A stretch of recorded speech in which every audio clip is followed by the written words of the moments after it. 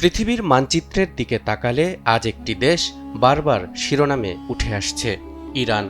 কিন্তু আপনি কি জানেন, আজ থেকে প্রায় ১৫০০ বছর আগে যখন পারস্যের বিশাল সাম্রাজ্য ইসলামের সামনে মাথা নত করেছিল, ঠিক তখনই রাসূলুল্লাহ সাল্লাল্লাহু আলাইহি ওয়াসাল্লাম এই অঞ্চল আর এই ভূখণ্ডের মানুষের সম্পর্কে এমন কিছু কথা বলে গিয়েছিলেন যা আজ বিশ্ববাসীকে অবাক করে দিচ্ছে। আধুনিক মারণাস্ত্র, পারমাণবিক সক্ষমতা আর মধ্যপ্রাচ্যের উত্তাল পরিস্থিতির সামনে দাঁড়িয়ে অনেকের মনেই প্রশ্ন জাগছে, ইরান কি তবে হাদিসে বর্ণিত শেষ জামানার সেই অমোঘ ভবিষ্যৎবাণীর দিকেই এগিয়ে যাচ্ছে? ইরান বা তৎকালীন পারস্য সম্পর্কে রাসূলুল্লাহ সাল্লাল্লাহু আলাইহি ওয়াসাল্লামের বেশ কিছু গুরুত্বপূর্ণ হাদিস রয়েছে, যা বর্তমান ভূরাজনৈতিক প্রেক্ষাপটে অনেক গবেষক এবং সাধারণ মানুষের মধ্যে বেশ কৌতূহল সৃষ্টি করেছে। যেমন সহিহ মুসলিমের একটি হাদিসে রাসূলুল্লাহ সাল্লাল্লাহু আলাইহি ওয়াসাল্লাম ইরানি বা পারস্যের মানুষদের সততা, নিষ্ঠা ও যোগ্যতা সম্পর্কে একটি অবিশ্বাস্য ভবিষ্যৎবাণী করেছেন। হযরত আবু হুরায়রা রাদিয়াল্লাহু তাআলা আনহু হতে বর্ণিত, তিনি বলেন, একদিন আমরা রাসূল সাল্লাল্লাহু আলাইহি ওয়াসাল্লামের কাছে বসেছিলাম। এমন সময় রাসূল সাল্লাল্লাহু আলাইহি ওয়াসাল্লামের উপর সূরাতুল জুমআহ নাজিল হলো। যখন তিনি এই আয়াত পড়লেন, ওয়া আখরিনা মিনহুম লাম্মা ইয়ালহাকু বিহিম, অর্থাৎ এই রাসূলকে পাঠানো হয়েছে তাদের অন্যান্যদের জন্য যারা এখনো মুমিনদের সাথে এসে মিলিত হয়নি। তখন এক লোক প্রশ্ন করল, হে আল্লাহর রাসূল, এই লোকেরা কারা? রাসূলুল্লাহ সাল্লাল্লাহু আলাইহি ওয়াসাল্লাম প্রথমবার তার প্রশ্নের কোনো উত্তর দিলেন না। লোকটি রাসূল সাল্লাল্লাহু আলাইহি ওয়াসাল্লামকে আরও একবার অথবা দুবার অথবা তিনবার প্রশ্ন করল।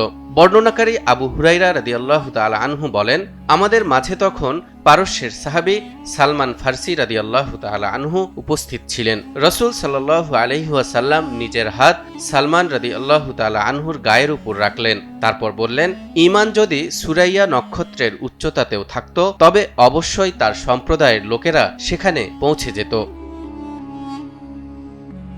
দর্শক, খেয়াল করে দেখুন, আজ থেকে প্রায় ১৫০০ বছর আগে রাসূলুল্লাহ সাল্লাল্লাহু আলাইহি ওয়াসাল্লাম যখন এই হাদিসে সুরাইয়া নক্ষত্রের উচ্চতার কথা বলেছিলেন, তখন কেউ জানত না এর দূরত্ব কতটুকু। কিন্তু আজকের আধুনিক বিজ্ঞান আমাদেরকে জানিয়েছে সেই দূরত্বের গভীরতা কতটুকু।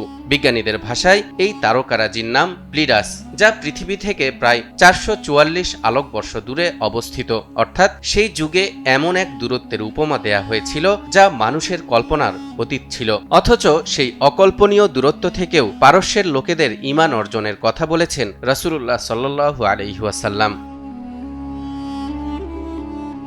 সুরাইয়া নক্ষত্রের মতো দুর্গম উচ্চতা থেকে কোনো কিছু অর্জন করার জন্য যে একাগ্রতা, কঠোর পরিশ্রম এবং মেধার প্রয়োজন হয়, হাদিসে সেই গুণটিরই প্রশংসা করা হয়েছে। অর্থাৎ পারস্যের মানুষেরা কোনো কিছু অর্জনের লক্ষ্য স্থির করলে তারা তাদের মেধা ও পরিশ্রম দিয়ে তা জয় করতে পারে, সেটি ধর্মীয় জ্ঞান হোক বা জাগতিক। আজকের আধুনিক জ্ঞানবিজ্ঞানের এই যুগে দূরপাল্লার ক্ষেপণাস্ত্র কিংবা মহাকাশ গবেষণার ক্ষেত্রে ইরানের যে অভাবনীয় উন্নতি, সেখানেও কি আমরা এই হাদিসের প্রতিচ্ছবি দেখতে পাচ্ছি না? হযরত আবু হুরায়রা রাদিয়াল্লাহু তাআলা আনহু হতে বর্ণিত আরেকটি হাদিস থেকে জানা যায়, একদিন রাসূলুল্লাহ সাল্লাল্লাহু আলাইহি ওয়াসাল্লাম সূরা মুহাম্মাদের এই আয়াতটি তেলাওয়াত করছিলেন, ওয়া ইন তাতাওয়াল্লাউ ইয়াস্তাবদিল কওমান গায়রাকুম সুম্মা লা ইয়াকুনু আমসালাকুম, অর্থাৎ যদি তোমরা আল্লাহর বিধান থেকে বিমুখ হও, তাহলে তিনি অন্য জাতিকে তোমাদের স্থলাভিষিক্ত করবেন আর তারা তোমাদের মতো হবে না। তখন সাহাবীগণ জিজ্ঞেস করলেন, কারা আমাদের স্থলাভিষিক্ত হবে? রাসূলুল্লাহ সাল্লাল্লাহু আলাইহি ওয়াসাল্লাম সালমান ফার্সি রাদিয়াল্লাহু তাআলা আনহু এর কাঁধে হাত রেখে বললেন, সে এবং তার জাতি। এই হাদিসের ব্যাখ্যায় মুহাদ্দিসগণ বলেন, রাসূলুল্লাহ সাল্লাল্লাহু আলাইহি ওয়াসাল্লামের এই ভবিষ্যৎবাণীর উদ্দেশ্য হচ্ছে, যদি কোনো সম্প্রদায় ইসলামী শরীয়ত থেকে, রাসূলের সুন্নত থেকে দূরে সরে যায় এবং আল্লাহর দ্বীনের সাহায্য করতে পিছপা হয়, তবে আল্লাহ তাদের পরিবর্তে অন্য কাউকে এর স্থলাভিষিক্ত করবেন এবং তারাই মুসলিম বিশ্বকে ঈমান ও ইলমের ক্ষেত্রে নেতৃত্ব প্রদান করবে।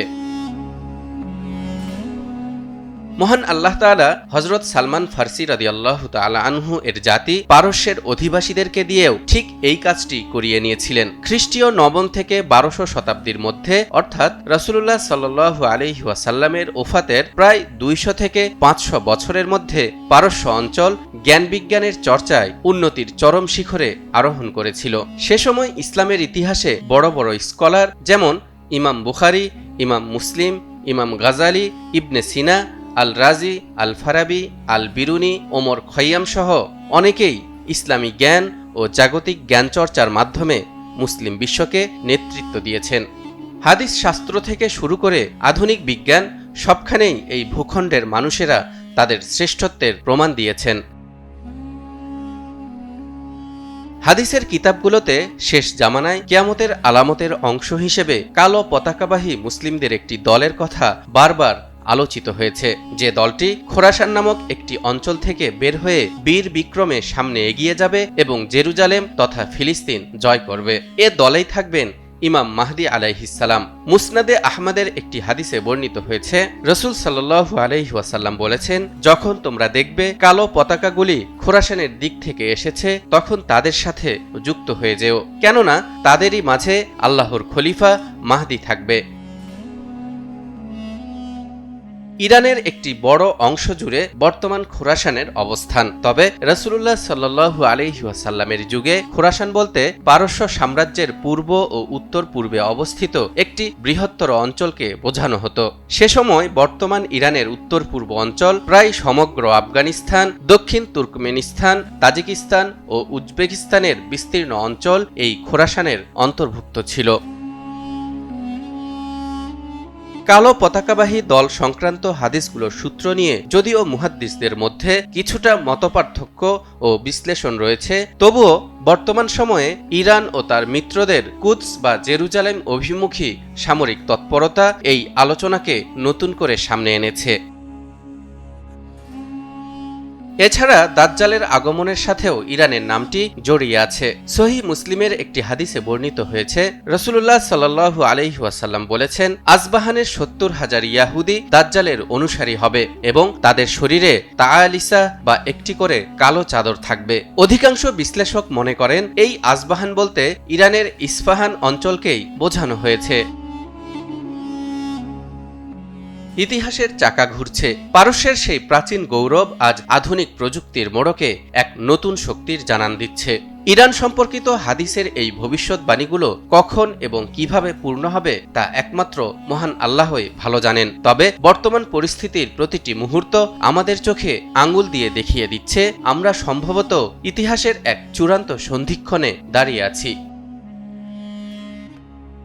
দর্শক, ইরান কি আসলেই সেই কালো পতাকাবাহীদের উৎপত্তি স্থল হবে, নাকি ঘটনার মোড় নেবে অন্য কোনো দিকে, তার উত্তর দিবে সময়। তালহা ইবনে রেজা, নিউজ 24।